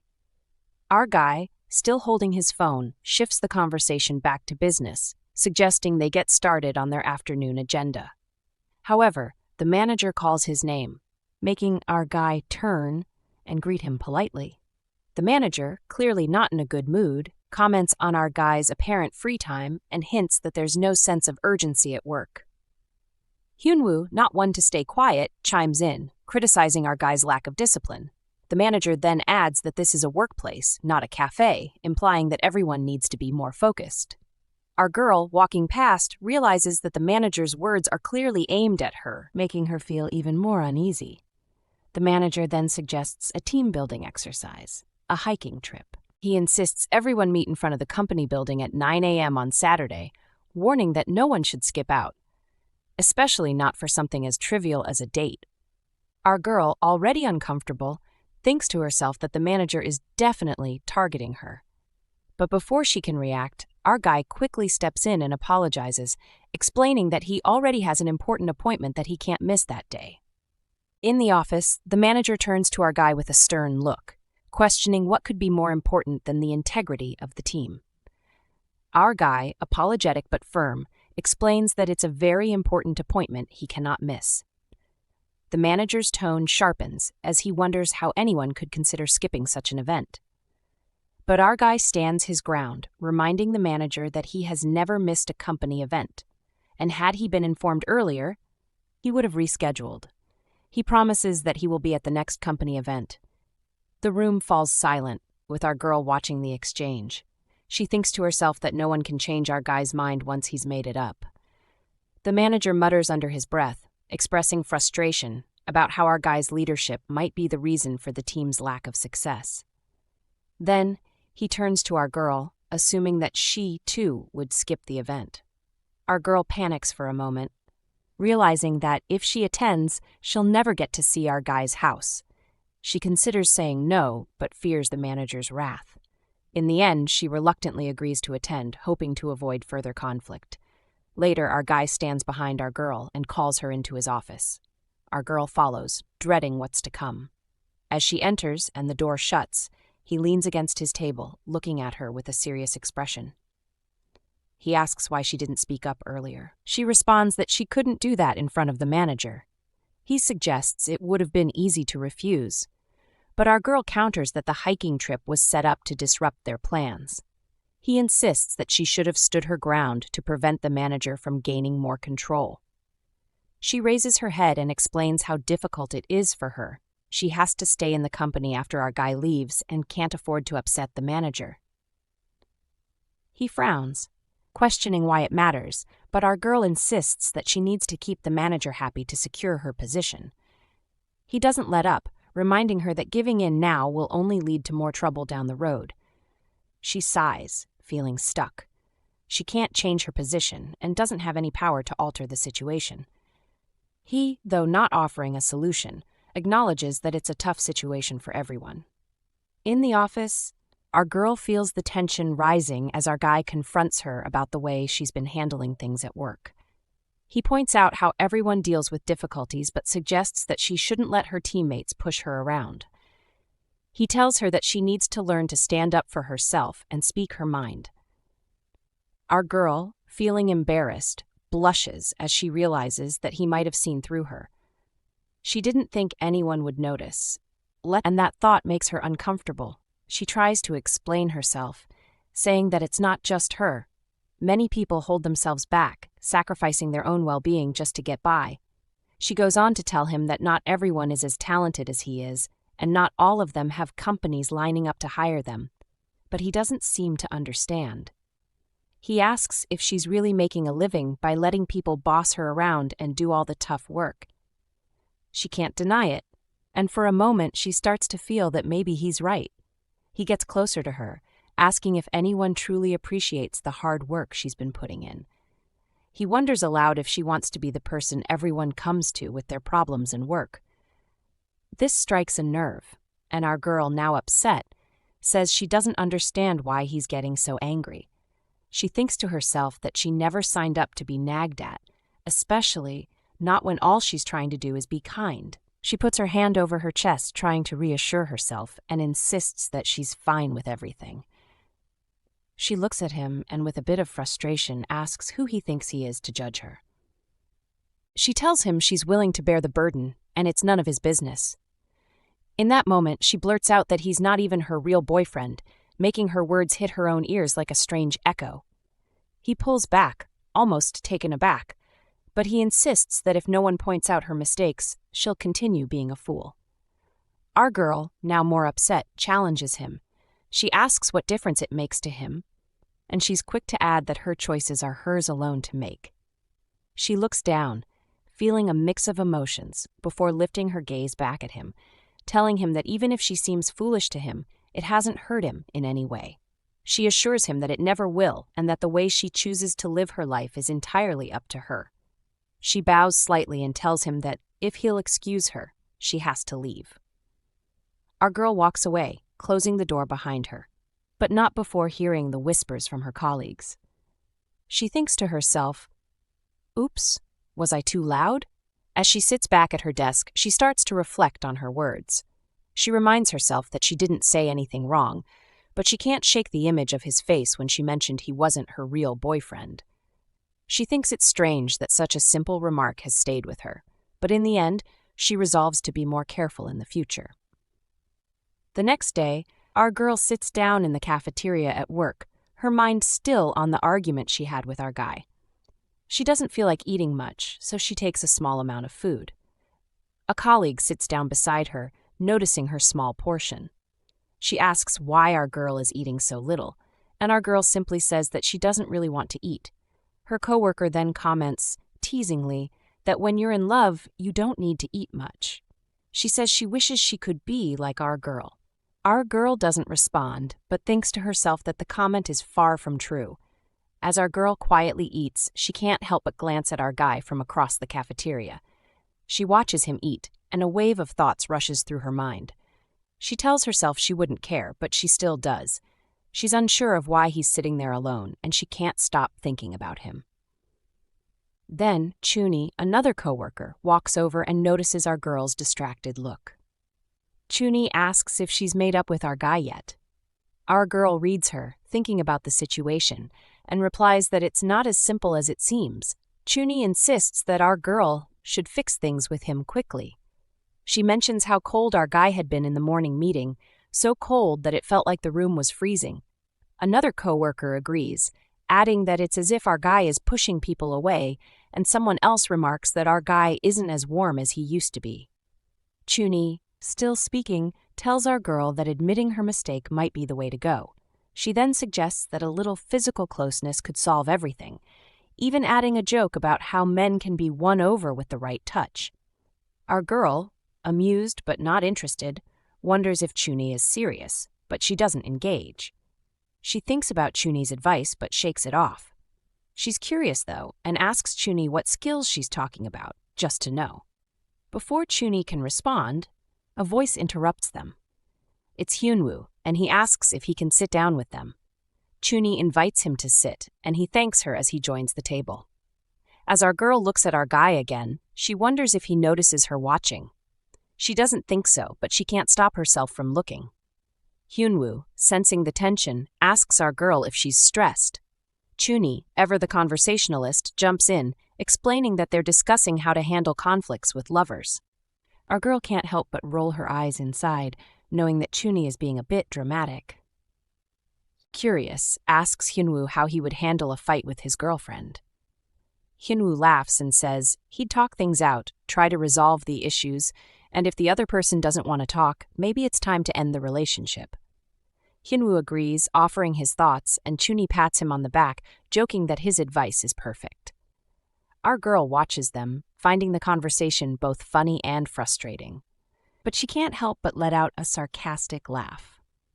On Saturday morning, the boss is waiting outside to take the employees. The manager tells everyone to hurry up, but some of the employees are clearly unhappy about it. One of them complains, wondering why they always have to climb the mountain at this hour every week when they could be sleeping. Another employee asks why they weren't given a notice 2 days before. As they discuss, someone notices the vice president is coming, and everyone immediately becomes quiet. The manager greets the employees, and Ms. Yoon responds with a polite, "Good morning." The manager asks if everyone is here, and Ms. Yoon tells him that only the leader and Seo are missing. The manager looks at Miss Young, asking why Seo isn't present. Ms. Yoon explains that Seo is sick and can't join them. The manager, however, wonders if Seo is pretending. Our girl, thinking about Seo's situation, wonders if it's because of an argument with Hyunwoo. She shakes her head, trying not to get involved in other people's issues, especially when it comes to relationships. Once everyone gets on the bus, our girl holds her phone in her hand, thinking that no one has contacted her since the argument, which is a relief. She's glad to avoid him. As our girl settles into her seat, Hyunwoo comments that the front seat is still empty. He then walks over to where she is sitting and explains that he often gets carsick. Our girl simply responds with a short, "Yes," thinking that she used to get nervous when he came near her, but now she feels nothing special. Hyunwoo sits next to our girl and asks if the leader is coming. Our girl tells him that maybe the leader has an important appointment. Hyunwoo then asks if our girl and the leader have made up. Our girl, thinking about the situation, feels frustrated, realizing that dating at work means nothing stays private. Hyunwoo continues, reminding her of something he told her yesterday. If a problem can't be solved, it should be ended. Our girl, confused, asks what he means. Hyunwoo insists that it's based on his experience. Our girl rolls her eyes, thinking about how Hyunwoo is in trouble with Seo himself. Hyunwoo then laughs and offers our girl a bottle of water, joking that he's being too serious. He insists that she take it, but our girl politely refuses, saying she's fine. Still, Hyunwoo presses on, saying he brought many bottles and handed one to her. Just as Hyunwoo is about to pass the bottle to our girl, someone else reaches out and takes it. Our girl looks up, surprised to see that it's our guy. He opens the bottle and drinks, saying that it's just what he needed. He thanks Hyunwoo, telling him to eat well. From behind, an employee remarks that they thought our guy couldn't come, to which our guy responds, saying he had intended to join, but something made him uncomfortable. He looks directly at Hyunwoo as he speaks. On the bus ride, our girl is taken by surprise when our guy suddenly says that he'll sit by the aisle. Moments later, he tells her he'll sit beside her, and she softly responds with a simple, "Ah, yes." As he sits down beside her, he hands her a bottle of water. He encourages her to drink it. She takes the bottle, opening it, though she wonders to herself, didn't he buy it? This is the first time they're meeting since that one day, and it feels so awkward. She looks over at him and jokes, saying that climbing is tiring and he should have stayed at home. But in her mind, she's thinking, I'm so shy, why do I only say things that sound like jokes? He smiles and responds, saying he doesn't like climbing either, but there's no other way. He says something about the thirsty coming to the well, and our girl doesn't quite understand. She wants to ask, but then stops herself thinking, I can't understand him. Turning her face away, she feels the closeness between them, bumping shoulders. It's all just too close. As the boss continues speaking, our girl feels a little restless. Our guy, noticing this, asks her if she's sleepy. He suggests she rest her head on his shoulder, patting it lightly. Our girl hesitates, thinking, Dohoon, we're surrounded by company employees. but she just shakes her head and tells him she's not sleepy. He doesn't let it go, though, by pointing out that she's been yawning constantly. He says that she's yawned 6 times already. Our girl is a little embarrassed and thinks to herself, 6 times? She quickly responds, saying that she's fine and doesn't sleep on the bus. But deep down, she admits to herself that she's the one who actually sleeps well on buses. Then he asks if he can rest his head on her shoulder, explaining that he hasn't slept much because he's been thinking a lot. Our girl is caught off guard, but she lets him, saying it's okay if he's not too heavy. He places his head on her shoulder, and she can't help but think about how much weight he has, even though she doesn't say anything aloud. With our guy resting, our girl reflects on how she's feeling. As the bus finally reaches their destination, they both get off. Our girl feels a little cold, but there's a sense of brightness in the air. Climbing doesn't seem that bad after all. She watches as some employees discuss our guy, talking about how handsome he is and how well he carries himself. One even mentions that her husband wears the same clothes, but they still think our guy looks good in whatever he wears. Our girl overhears this, and in her mind, she thinks he's outstanding in so many ways. Our guy walks up to our girl and asks her if she's planning to climb Mount Everest. She laughs and says maybe, holding a hat in her hand. She's prepared for the climb, and she shows it with the hat. Our guy reaches out his hand and says, "Give it to me." But our girl, not what he expects, puts the hat on her head. Our guy, confused, tells her he wasn't talking about the hat, but about her backpack. She questions him, wondering why. He takes the backpack from her and says he wants to help carry it. She insists, saying the backpack is heavy, but our guy simply puts it on his back. As they start their climb, our girl mentions that the team might think they are arguing. However, she clarifies that it's not really an argument, just a disagreement. He asks if his words upset her, and our girl admits she's not angry, but more resentful. She confesses that she doesn't enjoy climbing, but it's part of the job. She's tired, but pushes through for her company. She also says she's used to encouraging herself to endure. Our guy listens, and, seeing her turn towards him, apologizes for what he said earlier. He adds jokingly that he thinks she's a stupid girl. Our girl, confused by the apology, wonders to herself if our guy is truly apologizing. He looks at her, a little more serious now, and tells her he hopes she can be a bit selfish sometimes. He wants her to think for herself and stop suffering for others. She asks how she could do that, and he responds, "Why not? If I get angry more, I'll swear." She smiles, saying she's not that ignorant. She then notices the employees walking behind them and comments that they might think they're arguing. Our guy, noticing her serious expression, tells her to smile, and she tries, faking a smile. He immediately calls it fake, and she laughs, now genuinely smiling. They share a moment, locking eyes and smiling together. He says it's still not enough. He adds that there's distance between them, and, with that, raises his hand to touch her face. Our girl is taken aback, but he assures her that he'll show them. In the middle of a quiet moment, Dohoon and Dajung are standing together. He continues touching her face, and she looks into his eyes. Our girl, feeling the tension in the air, can't help but wonder if he's about to kiss her. Our guy, with a playful look, suggests they could close the distance between them. Her heart races, and she wonders if this is the moment, but as our guy leans in, she quickly shuts her eyes, expecting the kiss. But instead, he teases her, asking why she closed her eyes, implying she thought he would kiss her right there. Our girl, now embarrassed, stops herself from speaking for a moment. She blushes, feeling both confused and flustered, and then admits that he started this awkward moment. He cuts in, claiming he would never kiss her in front of their colleagues. He explains that he's the type to take control, but not in such a public setting. As he speaks, she can't help but wonder what he means by this, unsure of how to react. She accuses him of just trying to tease her, but he denies it. Instead, he comments on how Hyunwoo made him feel like he had to step in and tell him to back off. Our girl, still processing, thinks to herself that Hyunwoo hadn't done anything wrong. Our guy, sensing that she's still upset, asks if she's still mad.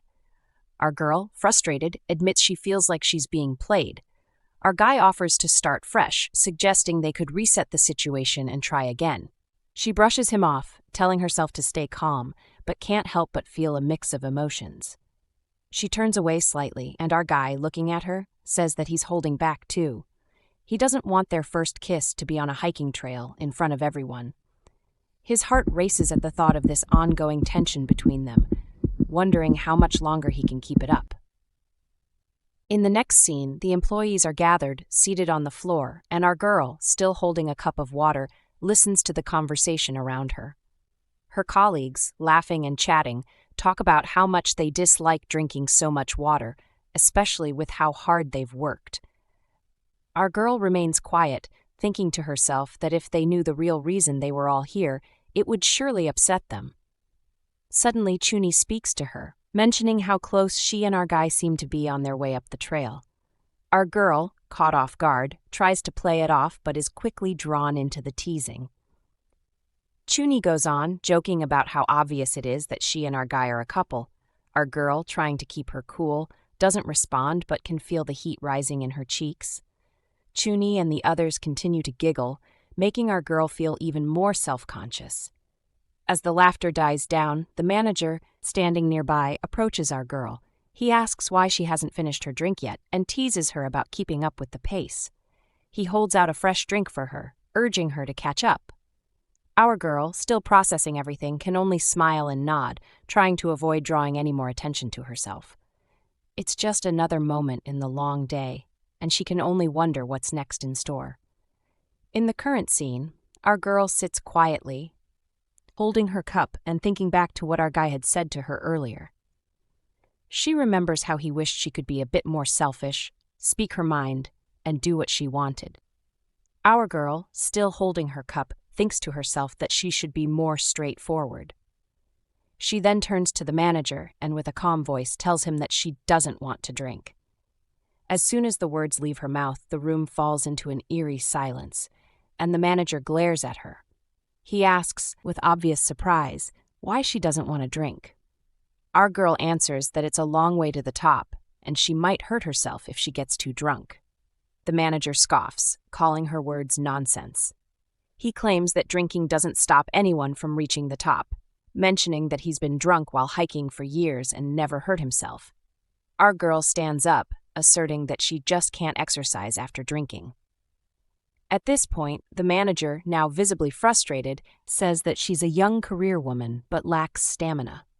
He adds, almost in disbelief, that this is why he doesn't approve of hiring women, because they can't drink, neglect their duties, and complain about health problems. He even goes as far as to say that women wouldn't be able to give birth and raise children without having strong bodies. Our girl, completely shocked, tries to hold back her anger. She thinks to herself that this man is a crazy prick, and the idea of quitting and confronting him crosses her mind. However, just as she's about to speak, Chuni steps in from behind, gently touching our girl's shoulder. With a calm voice, Chuni suggests that the manager shouldn't be angry in such weather and offers to pour him a drink. She then leads the manager away, leaving our girl to reflect on the situation. As they walk away, the manager, still upset, tells Chuni that she seems like the only decent person on the planning team. Chuni brushes it off, reassuring our girl that everything is fine. Our girl, however, feels conflicted. She places a hand on her head and thinks to herself that she should have just told the manager off. Now, not only did she not make her point clear, but she's also pretty sure the manager dislikes her even more. Continuing their journey up the mountain, our girl, lost in thought, rests her chin on her hand. Suddenly, our guy comes up from behind her and asks why she ended up drinking after doing such a great job of holding back. Our girl responds with frustration, admitting that she was mad. She shouldn't have kept quiet. He pats her shoulder, encouraging her by saying she did a great job. Our girl, feeling defeated, replies that she didn't, she lost. Our guy, looking at her with a puzzled expression, disagrees, saying the game has only just begun. He instructs her to raise her hand with the palm facing in a certain direction. She follows his lead, and as both their hands come together, she quickly pulls her hand away and asks who did that. He smiles and casually replies that she just tagged him in. They both glance over at the manager, and our guy, with a mischievous grin, suggests that he'll take care of the manager for our girl. He walks up to the vice president and calls out to him, asking if he can have a word. The vice president, noticing him, walks over and asks what's going on. He tells him that many people are struggling to hike after drinking and that he plans to let them rest for a bit. He adds that he will go down with them to avoid any injuries. The vice president seems confused and responds that hiking is supposed to be tiring. Our guy agrees, but points out that forcing people to hike on a Saturday, when they should be resting, is making them more exhausted than usual. The vice president reacts sharply, asking if our guy is criticizing him for planning this weekend trip. He says that he also wants to rest, but explains that the activity is important for promoting teamwork and discipline. Our guy, however, remains firm, stating that hiking is not the best way to promote teamwork. He expresses concern that fatigue could hurt productivity. The vice president then slaps his forehead in frustration, clearly not happy with our guy's perspective. He quickly adds that working with people from outside Korea, like our guy, is difficult. Our guy, trying to remain calm, tells the vice president that, while things may be done differently in Australia, this is Korea. He reminds him that there are strict rules about conduct in a big company like theirs. The vice president, irritated, responds by telling our guy that, if he's in Korea, he should follow the Korean way of doing things. Our guy agrees, but adds that as long as it's legal, he'll do what's expected of him. He mentions that drinking is prohibited in Korean national parks and points out that, despite that, the vice president is drinking and encouraging others to do the same. He also warns him that others are out there to hike, not to drink. Our guy asks, more pointedly, if the vice president really thinks this activity is beneficial to the company's image. He adds that he's curious what the director and chairman would say if they heard about this. The vice president gets defensive, saying our guy has no right to speak about the chairman so casually. However, our guy isn't finished. He presses on, stating that the comments the vice president made to him during their break can be considered sexual harassment. The vice president scoffs, denying it, and insists that his comment about someone's body not being strong enough for childbirth was just a joke. Our guy reminds him that during the company's annual anti-harassment seminar, they were taught that any unwelcome sexual conduct or comments are harassment. At this point, the vice president, now more agitated, accuses our guy of looking out for his girlfriend, Dajung. Our guy quickly interrupts, saying that our girl is also a member of his team and that he would have said the same thing if the comments were directed at anyone else on the team. The vice president, now even more angry, asks if our guy is trying to teach him a lesson. Our guy calmly replies that he's not trying to teach anything. Instead, he requests that the vice president stop harassing his team members. The vice president, still upset, responds that our guy's words don't sound like a request at all. Our guy finishes with a final plea, mentioning that the director had once said that while the vice president's methods might be traditional, he genuinely cares about his team. He simply hopes the vice president's actions won't let the director down. As our guy walks away, the vice president can't help but think about the director's fondness for our guy. He realizes that if the director hears about this, his relationship with him could be in jeopardy. He is talking to the vice president. He's asked for permission to allow employees to head back down if they're too tired to continue hiking. The vice president agrees, saying, "Fine, have it your way." Our guy thanks him and then turns his attention to our girl, who is speaking with Chuni. Our guy announces that anyone feeling too exhausted should go back down, while the rest will continue to the summit. He reassures them that he already got the manager's approval, so there's no need to worry. Some of the employees express their surprise, saying they can't believe our guy is doing something right for once, and they hurry before he changes his mind. Our girl calls out to our guy, asking how he convinced the manager without fighting with him. Our guy, with a smile, says it's simple, he just asked. Our girl, curious, asks what he asked. He tells her that he asked the manager not to mess with his girlfriend. She blushes, thinking to herself how straightforward he is. She thanks him, but also apologizes for any trouble caused. He reassures her, saying it's because of their relationship that this happened, so it's only natural that he steps in to fix things. As they talk, he notices that our girl's face is still red. He asks her how much she drank, but she quickly covers her cheeks and claims she didn't drink much and is completely sober now. He smiles, relieved, and jokes about how he was worried he might have to carry her down. Our girl, now blushing again, wonders whether her red face is from the alcohol or from our guy. Their hands accidentally touch, and our guy holds her hand, making her freeze for a moment. Awkwardly, she tells him to stop and asks what he thinks he's doing. He grins and reminds her that their style of dating is to let everyone know they're together. He interlocks their fingers and lifts their hands, which makes her wonder what she's going to do with him. Later, they're on the bus, and our girl is sleeping with her head resting on our guy's shoulder. He gently wakes her up, calling her name. She wakes up with a start, realizing where she is. Our guy asks if she slept well, and our girl, still a bit confused, wonders if she really fell asleep. He assures her she didn't wake up once and adds that she must have enjoyed the trip a lot. Our girl, still trying to make sense of everything, asks if he's joking. Our guy, however, insists he's not, and with a little chuckle, he tells her that everyone but the driver is asleep, so they should get moving as well.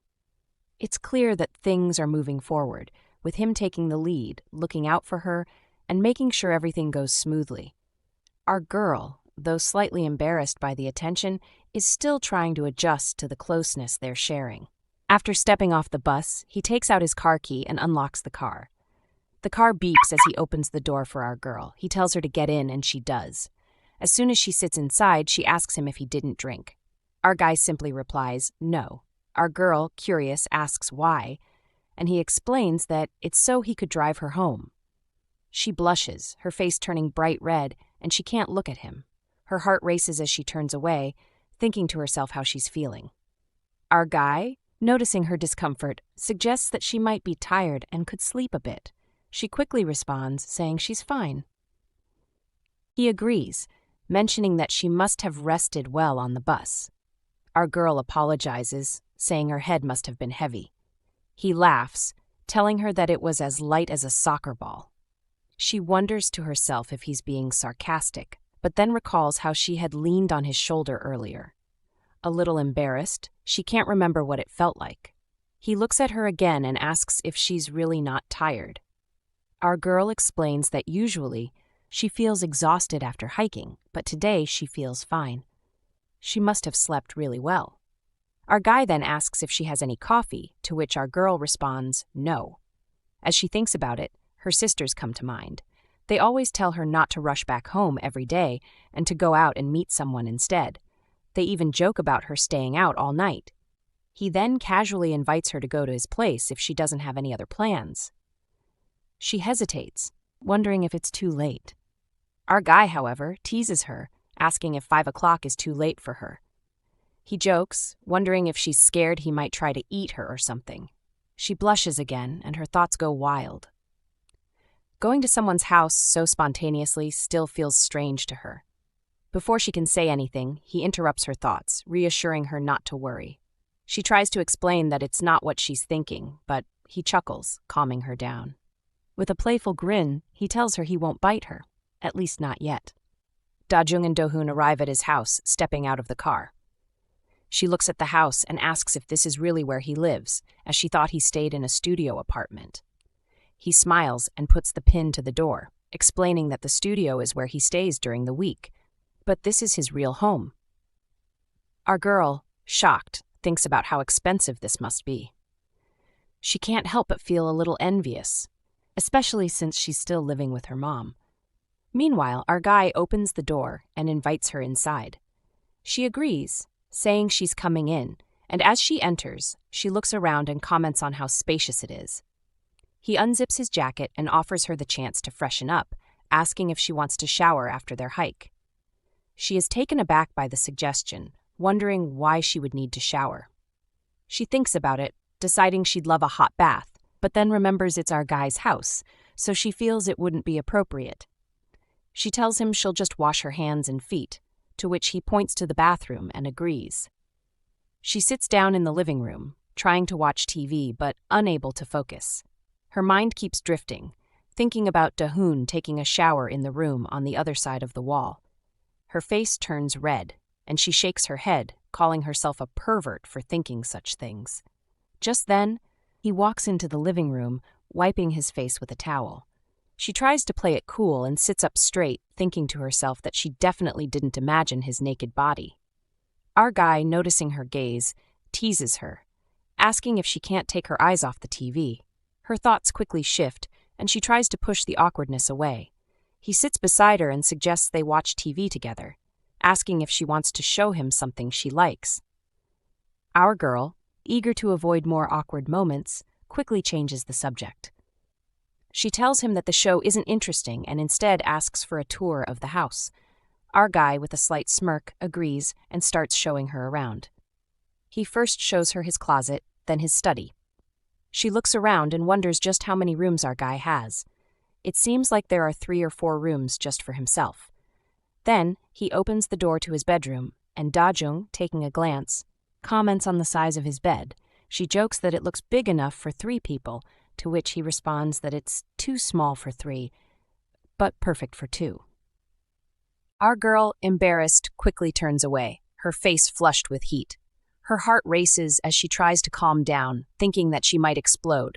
She suddenly changes the topic, asking to see the other rooms. He agrees and leads her up to the 2nd floor. As they climb the stairs, she curiously asks what's on the 2nd floor. He replies that this is the reason he bought the house, and it's also why he invited her there. Our girl's eyes widened, wondering what could be so special about it. When they reach the top, she looks around and initially doesn't see much difference. But then, her eyes fall on a huge glass wall, offering a beautiful view of the sky. She's amazed by the sight and can't help but exclaim, "Wow!"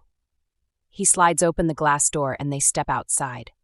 The evening sky stretches above them and she looks up, her eyes wide. She says how beautiful it is, amazed by the view. Our guy, still watching her, asks if she likes it, and she responds with a simple, "Yes, I do. What a fantastic terrace. Whoever designed this house really thought this out."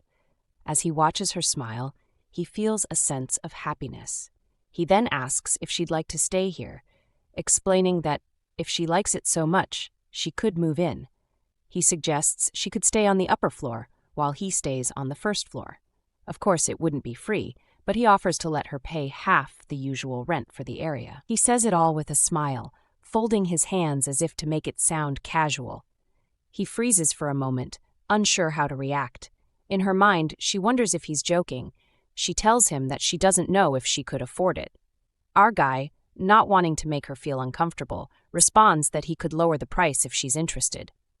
As she listens, she looks at him, then looks down. Her thoughts drift, and she thinks about how whoever ends up with him will be incredibly lucky.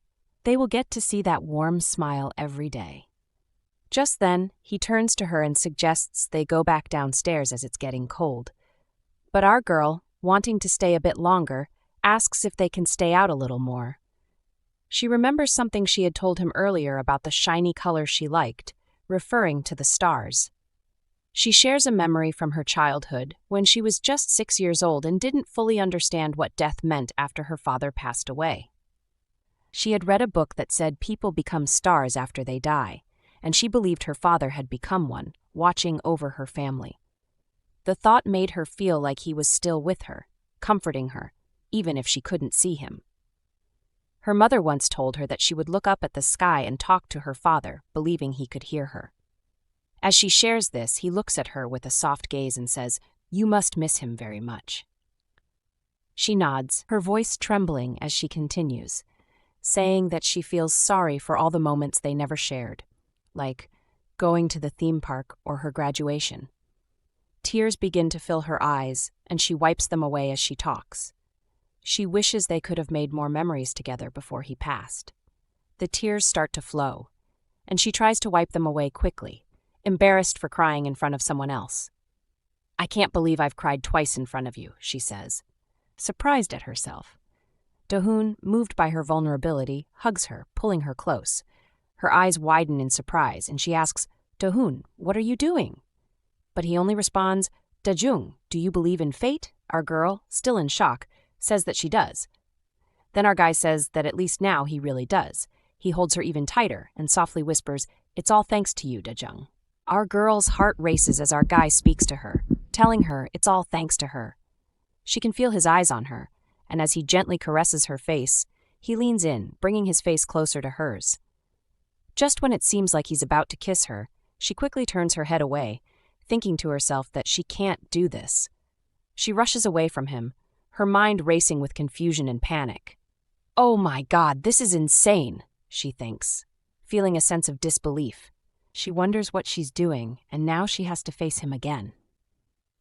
Fast forward to Monday, and our girl arrives at the office, still shaken by the events of the weekend.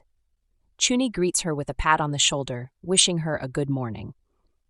Our girl responds, still a little distracted, commenting on how early Chuni is. Chuni, looking pleased, tells her that our guy is on vacation today, as he's going to Japan for a business trip starting that day. Our girl breathes a small sigh of relief. It's nice to know he won't be around this week. Chuni giggles and teases her, asking how she'll handle the loneliness without him. Our girl feels the sting of her teasing, but keeps her thoughts to herself. As she stands alone, our girl reflects on what happened with our guy over the weekend.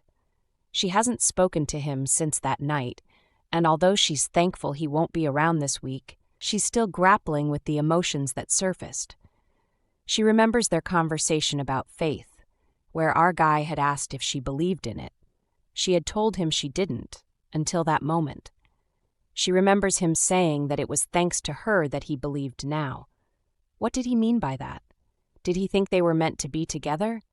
And then there was that moment when he almost kissed her. If she hadn't run away, would things have been different? While our girl is lost in thought, one of her coworkers approaches her, noticing that she seems bothered. Our girl quickly shakes it off, telling her that nothing is wrong.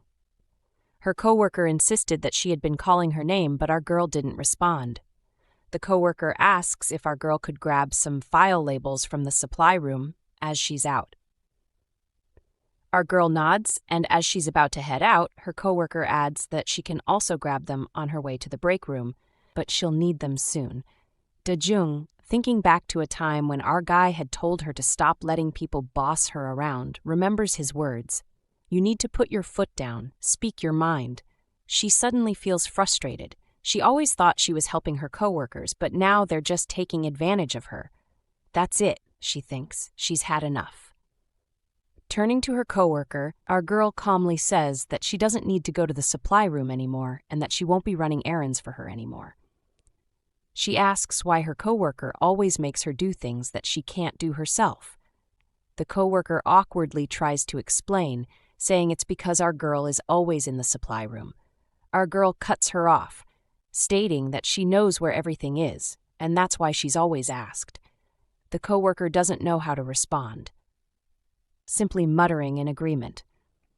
Our girl is tired of being asked to do everything, especially by someone who should be handling their own tasks. After 3 years of working together, she's had enough.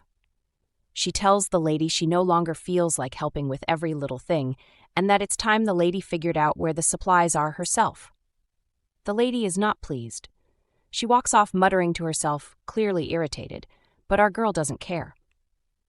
She thinks to herself that she won't apologize, and knowing the lady's temper, she won't even talk to her for days.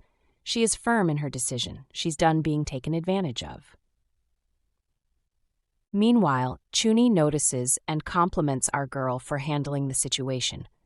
Our girl smiles and thanks her, grateful for the support. It feels good to stand up for herself. The clock ticks toward the end of the workday. Our girl is checking her phone when she remembers that Dohoon is coming back today from his business trip. She wonders if she should text him to ask if he's arrived safely. Just as she's lost in thought, the vice president bursts into the office, shouting that it's time to go home and that everyone should have a great weekend. He heads out first, and everyone watches him leave. One employee jokingly mentions that the vice president is faster than Usain Bolt. Another employee adds that he's always in such a rush. Chuni then suggests a girls' night out to celebrate the weekend. Some are excited about the idea and agree, while others, like one employee, have other plans and suggest a rain check. Chuni turns to our girl and asks if she's joining, to which our girl agrees, deciding it's a good idea. Chuni then turns to Se-ah, asking if she's coming too. Se-ah, though, waves and says she's not feeling well, so she'll pass. Chuni asks if she's okay, and Se-ah reassures her that it's nothing serious. Just as they're about to leave, Ms. Yoon enters the conversation.